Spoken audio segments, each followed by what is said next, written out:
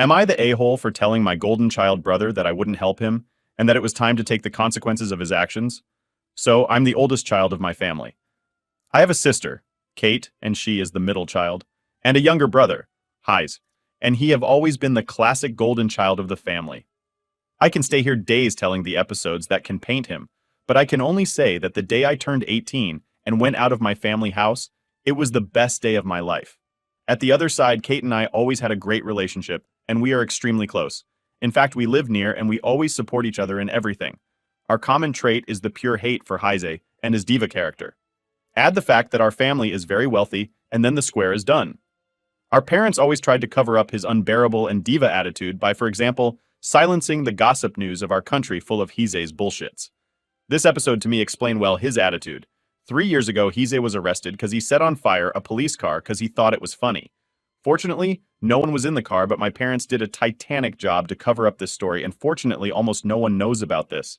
This is just a small episode, but it shows you his absolutely idiot and spoiled character. So during the years, my parents always closed an eye on him and always treated him like a king, while they treated us with disdain. Anyway, the issue is that they finally opened their eyes on Heise's behavior and tried to discipline him, but after years of no results, they threw him out of their house. Finally, karma hit him hard. But the thing is that Heise now is stressing me and Kate to help him to find a house and a job. But we refused immediately, so now he is staying at a friend's house. But even his friend is tired of him and of being called poor, because his friend isn't rich as we are. So I'm spending days being happy that Heise finally have what he deserves, and everyone is treating him like he always treated others. Because yes, another of his things is being the classic rich snob that treats others from top to the bottom just because of our family wealth.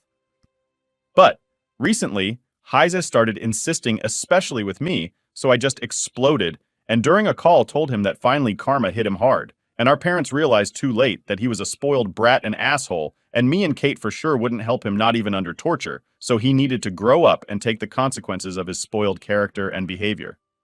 We argued a lot, and then I just hung up. Now the thing is that while Kate supports me, my parents told me that I should be more understanding with Heise and help him anyway, because Heise is always my brother, and we help the family. So yes, I even argued with them.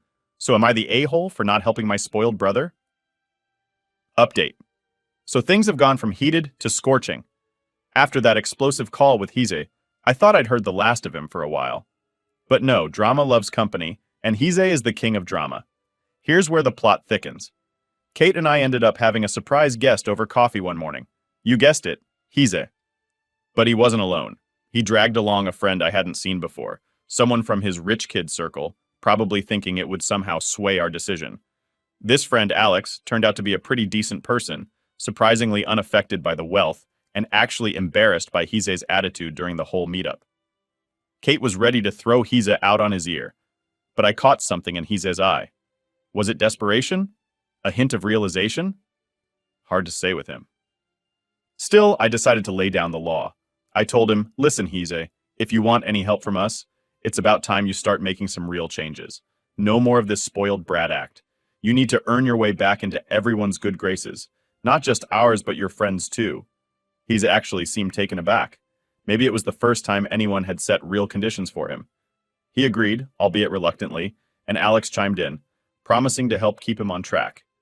It was like witnessing a miracle unfold. The next few weeks were like watching a reality TV show. Heise trying to get a job was a comedy of errors. He had no resume to speak of, his interview skills were non-existent, and his attempts at manual labor were, well, let's just say he's no handyman. But, to everyone's surprise, he kept at it. Alex was a godsend, guiding him through the basics of being a functional adult. Kate and I watched from the sidelines, half amused, half astonished. We had our share of bets on when he'd give up, but he didn't. He managed to land a job at a local store thanks to Alex's relentless coaching.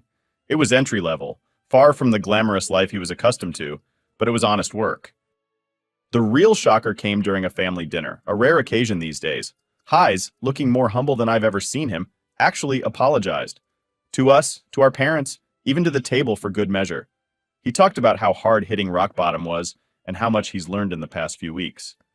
Kate and I were stunned into silence. Our parents were in tears, talking about forgiveness and family. It was all very touching, albeit a bit dramatic for my taste. But here's the kicker. While I'm cautiously optimistic about Heise's new attitude, I can't help but wonder if this change is for real or just another one of his performances. Only time will tell, but for now, I'm keeping my guard up.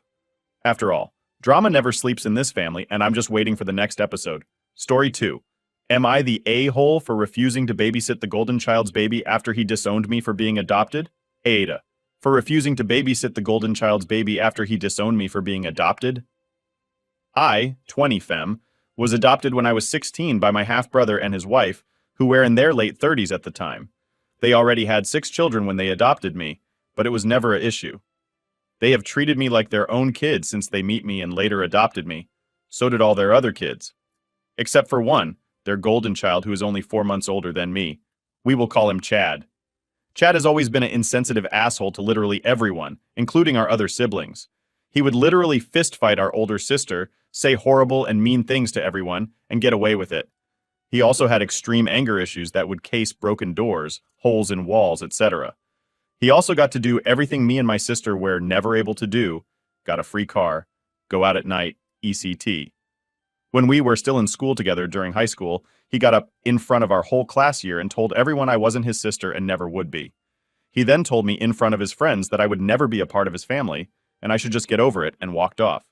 This was not a one-and-done thing. He would keep doing this up until he moved out, and I stopped seeing/talking to him.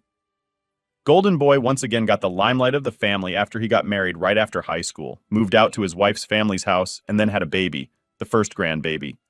Since this has happened, I have stayed as far away from him as possible, only seeing him for family pictures every year because our mother asks. Recently, I decided to come forward to our mom about what he said and did, because she was upset about how I was distancing myself from him. She basically pulled the "that's still my kid and it's my first grandbaby" card as the reason she wasn't going to be upset over it. I didn't really care, to be honest. I knew it wasn't going to change her mind on her kid anyway. Out of nowhere, I got a message begging me to come to babysit for them because you're the only one who can deal with these kinds of babies because no one will help. Apparently they are weaning their kid off of breastfeeding, and the baby is extremely clingy because of that. And the fact that the mom is a germ phobia who has basically isolated this kid since birth, it literal has only been held by like 6 people since it's been born. They know I don't sleep for the most part because I'm an insomniac with ADHD, and I also am not bothered by crying. For some reason, I can sit for hours with the baby crying, and it doesn't bother me. Can't tell if that's a blessing or a curse at this point. My sister is mad at me because apparently they haven't asked anyone else in the family for help but me, and everyone wants to go see this baby. Am I the asshole for not wanting to be around or take care of the baby because its father said that I'm not a part of his family? Update. Chad had burned the bridge for the last time. I want to say this. I read everyone's comments and it made me feel much better knowing my feelings on this whole situation are valid. I wanted to give an update that most of you may not like. After I posted, I ended up talking to 2 of my friends from high school. They were actually there during multiple occasions when Chad Public said all that stuff. I talked with them for a little while. One of these friends actually came over almost weekly when I was still living at my parents' home, so she firsthand understands my family. We talked and we all mutually agreed. I go this once, see if we can't mend things. If not, I can tell my mom and sister I tried, and we are done with the whole thing. And if the whole negative thing with my family keeps up, I will cut them off for good. So I accepted to go babysit. I went over to Chad's house around 8 p.m. As soon as I showed up, I was greeted by Chad's wife, who was extremely happy to see me. She was tired. You could just tell she had the "I have a 1-year-old" face going on. She talked to me for a few minutes about how happy she was I came over, and how she was glad to be going out with Chad. I kind of just listened to her go on and on before she finally got to the baby. Let's call him Seth. She explained to me his night route, feedings, etc. Nothing too big.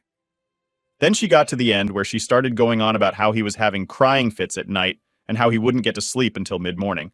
I was a little on that, but all babies have different routes, I guess. She then said they would only be gone about 4 hours and that they would be home around like 12:31 at most. After this, Chad shows up from their room, literally starts talking to his wife, looks at me and then just looks me over for a minute and gives me a small wave and nod before heading out of the house. His wife follows and simply tells me to call or text if I need anything. For a minute, I was just stunned but went to work to see Seth, which was odd because it was my first time seeing him in person and not in the photos that are hung around our partner's house. In person, he is the cutest little baby ever. He was fine the whole time, and he only cried because there was no one in the room, not because of the weaning. By this time, it was around 11:30, almost 12. I would check the clock every few minutes just to see what time it was. 12:30 rolled around and I'm like, should I text them? And I'm like, no, let me give them another few minutes until I need to text them. I ended up texting both of them at one, asking where because they did say they would be home by now. I got no reply from either of them. They finally show up at 3 in the morning. I'm livid at this point, not even over having to take care of Seth for a longer period of time, but just because they never texted me back. Like, what if there was emergency or something? They walk into the living room and I'm just like, I texted asking where y'all were and no one answered. And Chad's wife starts saying that, oh, Chad said it was fine and that it would only be an hour more. And I was just like, you know what, it's fine, whatever, Seth is sleeping.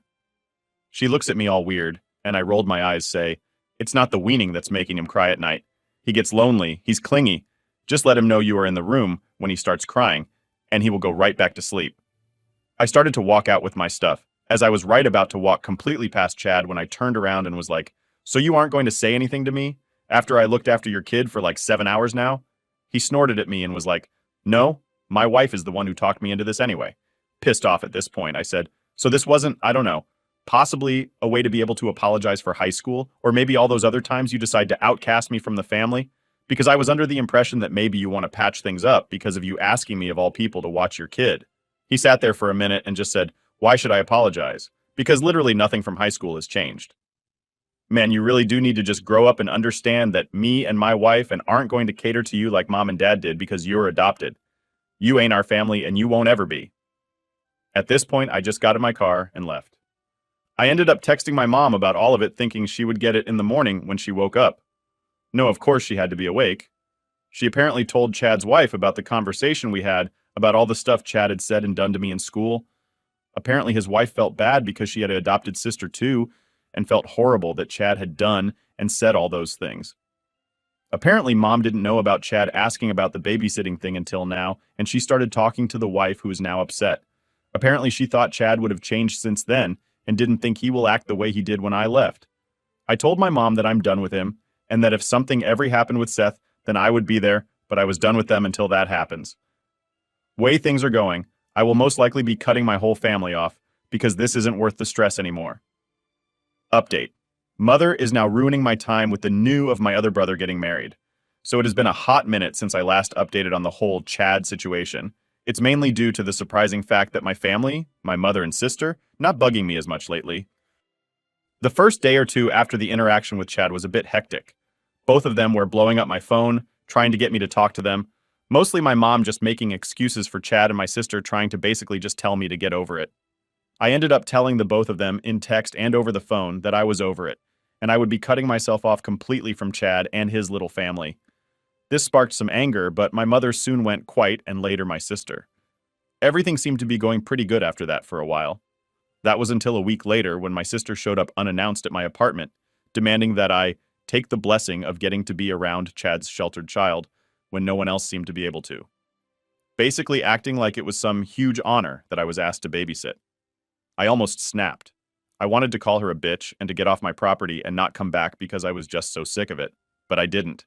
From my doorstep, I told her that if she wanted to see the baby so bad, just go over and see it. It wasn't my issue to deal with, and I slammed the door in her face and watched her leave.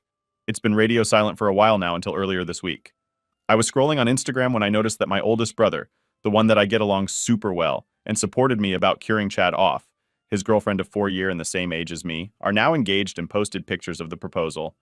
I noticed the post had been made last week, but no one had told me, not even my mother.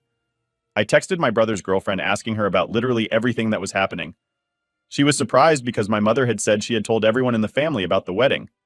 She then told me that they would be holding a family meeting at my parents' house to talk about the wedding plans. I said okay. The meeting was for today around dinner time. I showed up and walked into the house and noticed that a lot of stuff was different decoration-wise.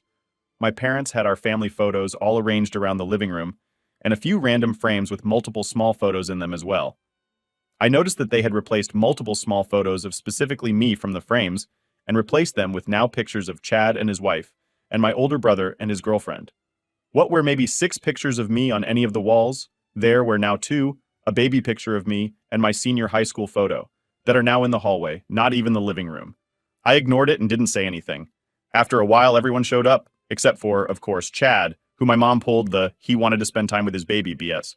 They all started talking about the people plans of the part, aka people who were going to be key parts of the wedding cast. I tried my best to listen and take in all of what my brother's girlfriend was saying. I noticed by the end of it all, my name was literally never added into any of the main plans. I wasn't mentioned at all for another in the plans. I stated to question why I was there if I wasn't going to be in the main plans of the wedding. I was kind of like, why not just send me an invitation then? I went home and texted his girlfriend asking about what had happened at the little meeting. Apparently my mother had told her that I wouldn't want to be involved in any of the wedding stuff and that it wasn't my thing. She called me unfeminine and that I wouldn't like doing any kind of bridal stuff because I'm not girly.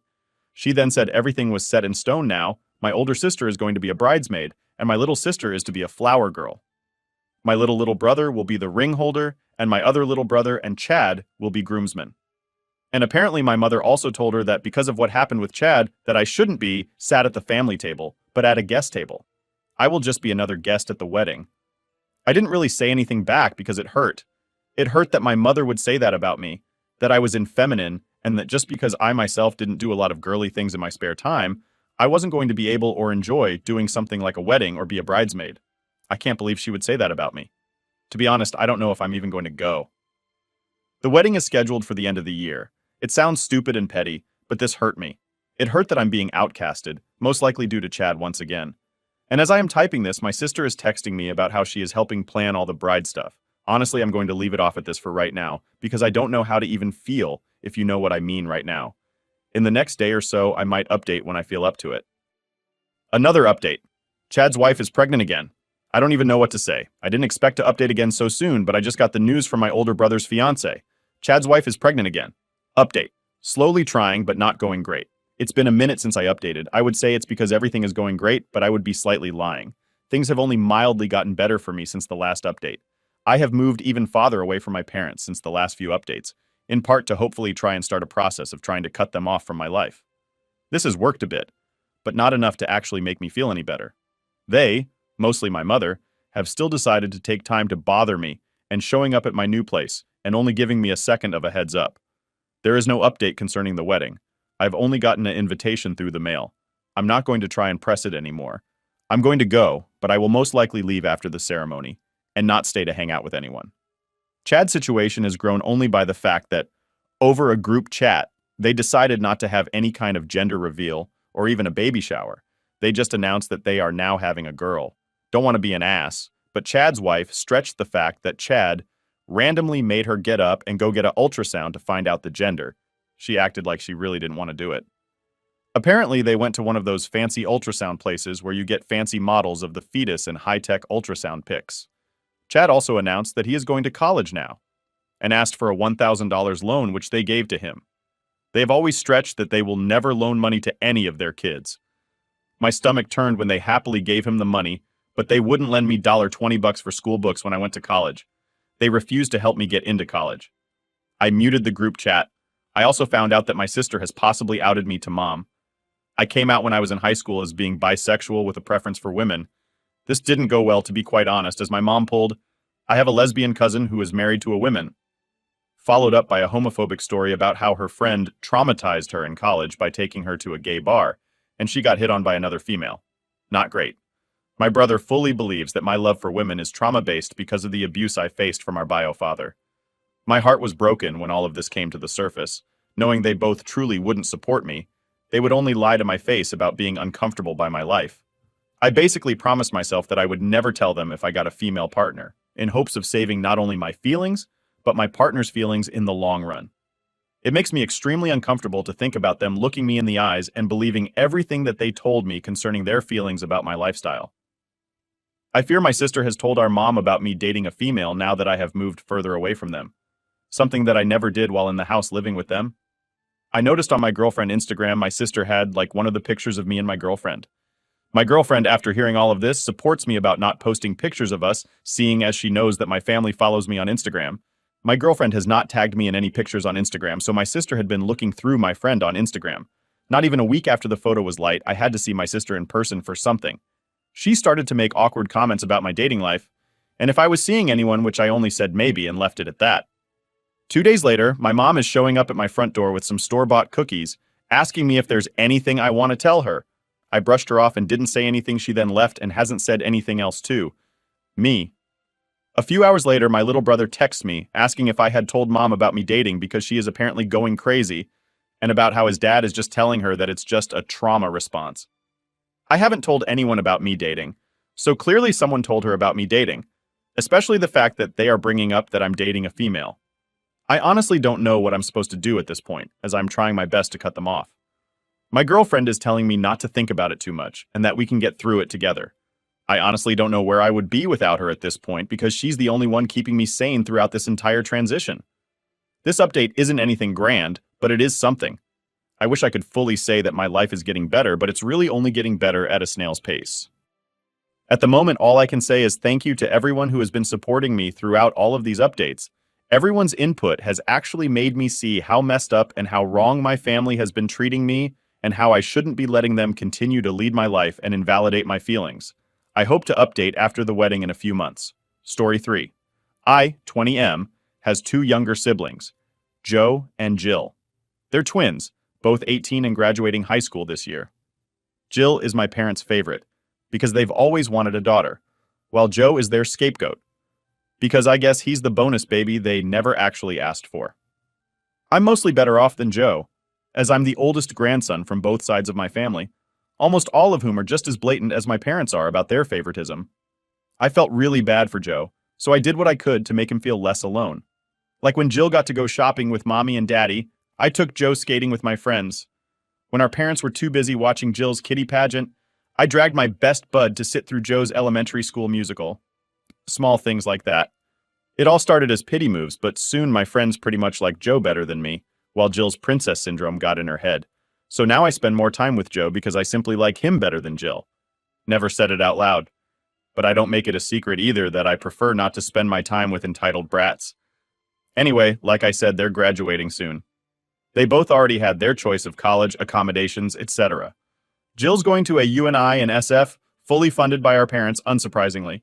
Joe's going to the same uni as mine in Seattle, but different campus just 20-ish minutes away. He got a full ride, which apparently makes him ineligible to get any financial help from his own parents. This is also hardly surprising, so I made some calls to ask around, see if anyone is hiring next fall. I did this while on FaceTime with Joe. I was reassuring him that we'll find him a job that don't suck and pays enough, that he's better off without dad's money anyway because we both know it comes with strings attached, that this way, mom and dad wouldn't be able to stick their noses into his purchases. I got him to feel better about the whole thing and logged off. I guess Jill overheard, because the next day, she sent me texts after texts demanding I help her find jobs as well because she doesn't want dad nagging her. When I told her, politely BTW, that I don't know anyone in SF, and that she'd get more help from mom and dad, she blew up, saying all these things about me favoring Joe over her, which, yeah, it's true. I love both of my siblings, but I don't particularly like Jill. It's not like she's making herself likable, though, so, Ada, update. So here's the juicy update on the drama that's been unfolding since the last time I spilled the beans. After Jill threw her fit about me not helping her find a job in SF, things took a wild turn. Get this, Joe's best friend from high school, Alex, decides to jump into the fray. Alex, who's kind of a genius with computers and stuff, somehow landed a tech internship in SF too. And guess what? He reaches out to Jill offering to help her navigate the job scene there. I know, plot twist, right? Meanwhile, Joe and I were just chilling one evening, planning his move to Seattle, when out of nowhere, we get a call from our cousin, Mike. Mike's like the black sheep of the family, always traveling, never settling down. He tells us he's in town and wants to meet up. Now, Mike's always been cool, but distant, so Joe and I were both kind of psyched and nervous. We meet up with Mike at this chill little diner downtown. Turns out, Mike's been doing really well for himself, running a startup that's about to go big. He's heard about Joe's situation and offers him a part-time job that can be done remotely. Mike's offer isn't just generous, it's a lifeline. It means Joe can focus on his studies without worrying too much about finances. Plus, it's a gig that actually relates to his major. Jill, on hearing about Joe's new job, goes ballistic. She accuses everyone of conspiring to make Joe's life easier because, in her words, he's the golden boy. The irony wasn't lost on me, given how our parents treated her all these years. But here's where it gets even crazier. During her rant, Jill accidentally lets slip that she's been feeling overwhelmed with the pressure of living up to our parents' expectations in SF. It was a rare moment of vulnerability from her, and it kind of made me see her in a new light. So I did what any big brother would do. I reached out trying to bridge the gap. I told her about the struggles Joe and I faced, how we always wished she was part of our team too. To my surprise, Jill broke down and apologized. She admitted she felt left out and promised to work on being less of a princess. As for the drama, it's still there, but now there's a sense of hope. Maybe, just maybe, we're on the path to becoming a real team, not just siblings forced to share the same last name. And as for me, navigating these troubled waters with a bit of peace and understanding feels like the biggest win. So, yeah, the plot thickens, but this time, it feels like we might just get a happy ending after all.